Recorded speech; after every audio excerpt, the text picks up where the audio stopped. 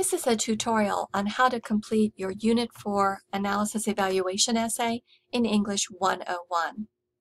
The instructions and materials for this assignment are located in the Week 13 of the online English 101 course. You will see the article that you're going to read, a link to that. You'll also see the guidelines, pre-writing form, rubric, and a PowerPoint with instructions. So let's go through the elements of this particular assignment. The analysis evaluation does both of those pieces.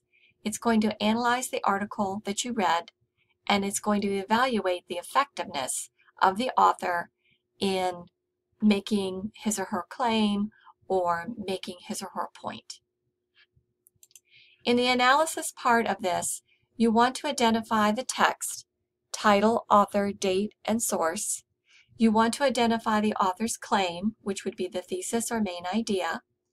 You want to evaluate the major points in the article, which would form a short summary of the article.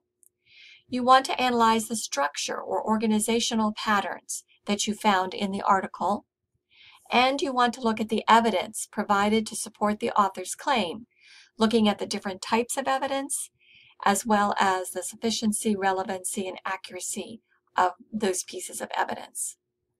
You also want to identify the author's purpose, audience, and tone, the author's use of language, and look a little bit at the author credibility. What are the author's credentials? And did you identify any bias or assumptions? And of course, what you believe is the author's worldview. Once you've analyzed the text thoroughly, then you can decide the effectiveness of the article. This is how well the author supported his or her claim, not necessarily whether you agree or disagree with the author's ideas.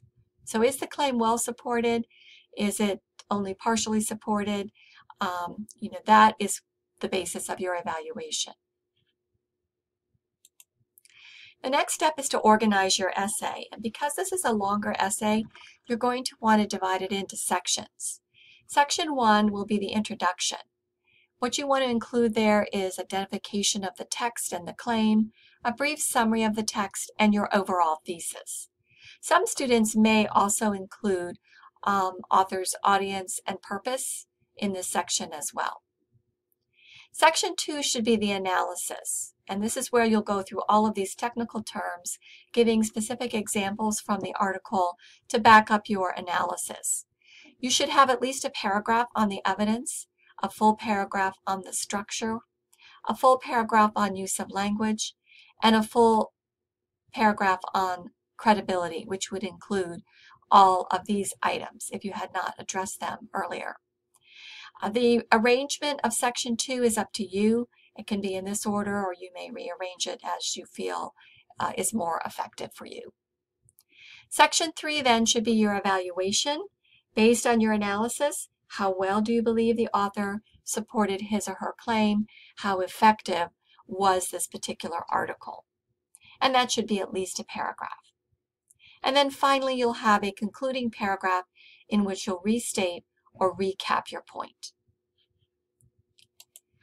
In the PowerPoint, there are some pieces of information regarding the format, which you can read. Notice the word count, 1,250 to 1,500 words. And this will be strictly in third-person point of view, so make sure you don't use any I or you point of view pronouns. And finally, in the PowerPoint, there are a series of questions that help you proofread and revise your essay.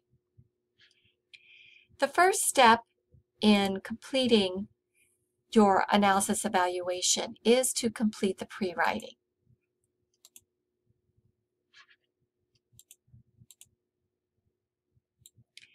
This is a form that you will type on within the document that's linked in Blackboard.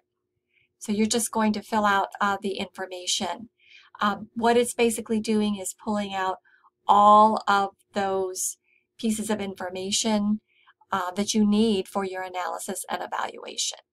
So the first part is simply looking at all of those questions, listing some of the examples of evidence, listing the, analyzing the effectiveness of the evidence, listing the different patterns of organization, evaluating the effectiveness of that, and then looking overall at the effectiveness of the claim.